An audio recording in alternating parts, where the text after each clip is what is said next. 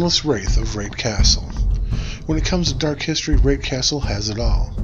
A tale of forbidden love, two feuding families, a banquet treacherously planned with murder in mind, a betrayal, a massacre, and a ghost known as the Wraith of Rait. The ruined remains of this 14th century building are a fine example of a hall house. Although it is not the most easily accessible by the public, it is found at the end of a farm road and has limited parking. It was built by the Cumming family on the site of a manor house which had once belonged to Clan MacIntosh. The lands had been unscrupulously acquired, a fact that the MacIntoshes were loath to forget.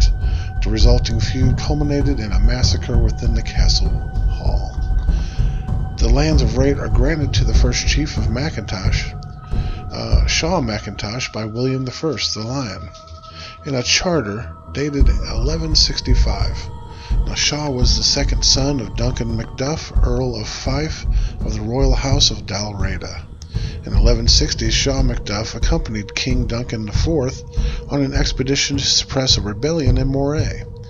He was aptly rewarded, being made constable of Inverness Castle and being granted lands in the Findhorn Valley, including Rait.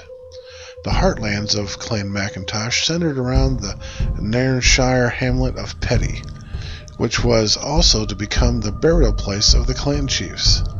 In 1263, Farquhar MacIntosh, the fifth chief, led his clan at the Battle of Largs against the army of Haakon IV of Norway. It was an indecisive battle, but one that ultimately was to break the Viking stronghold over the Hebrides. However, 2 years later, Farquhar was killed in a duel, leaving his infant son Angus as his heir. The Cummings had a reputation for being opportunist, and they grabbed the opportunity to seize the lands for themselves. The Cummings, or Commons, were major players in the 13th century Scotland. Like many of the families whose rise to power began under the reign of King David I, the Cummings were a family of Norman descent.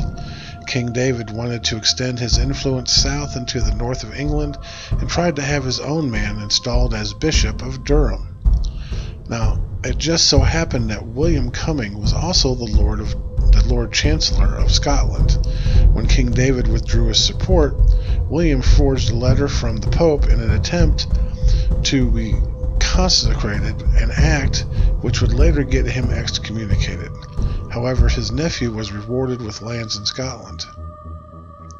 The Cummings' fortune turned when Richard's son William married Marjorie, daughter of the Mormer of Buchan, and succeeded his father-in-law as Earl of Buchan.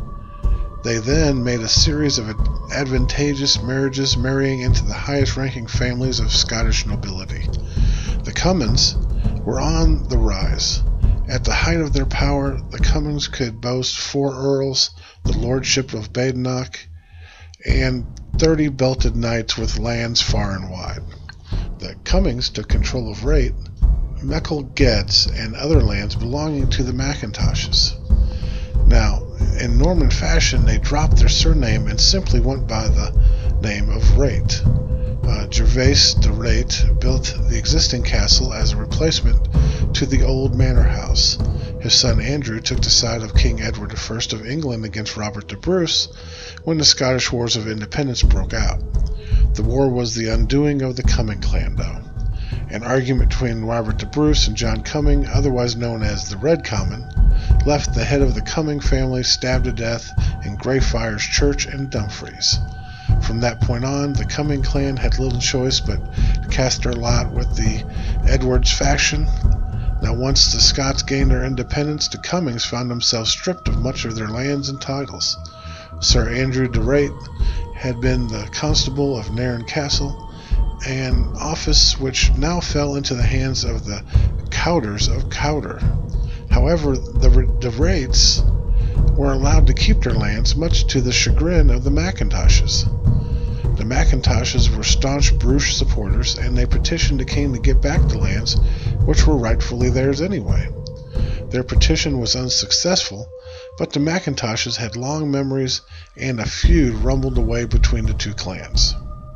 In 1442, Cumming of Rait hatched a cunning plan under the guise to of a desire to bury former animosities and to establish friendly relations with his rivals, Rait invited the clan chief, MacIntosh, and his followers to a great banquet at Rait.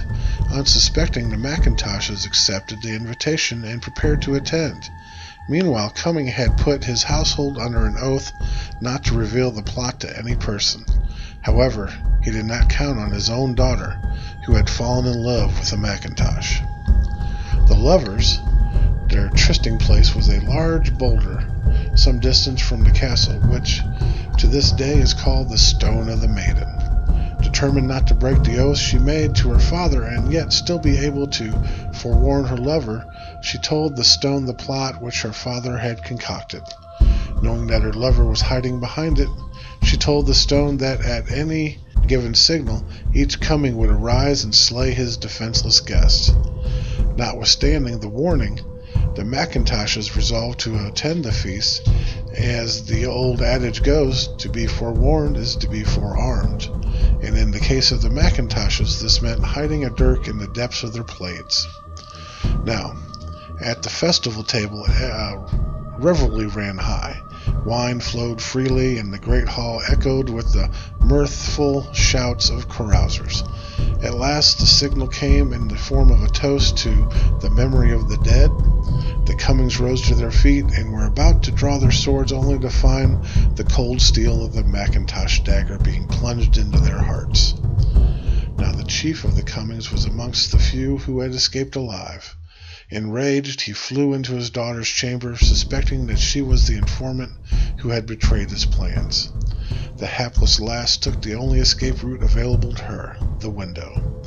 Alas, as she clung to the window ledge, 20 feet from the ground, her father pulled out his broadsword and chopped off her hands. The girl plunged to her death. The ghost of a handless woman in a blood-drenched white dress is said to haunt Rait to this day, thus ending the line of the Cummins of Rait. The MacIntoshes did not claim possession of the lands, and the castle fell into the hands of the neighboring Cumming family. With the exception of the young maiden's ghost, the castle has remained tenantless ever since. She is destined to roam the halls of the castle as it decays beneath her very feet.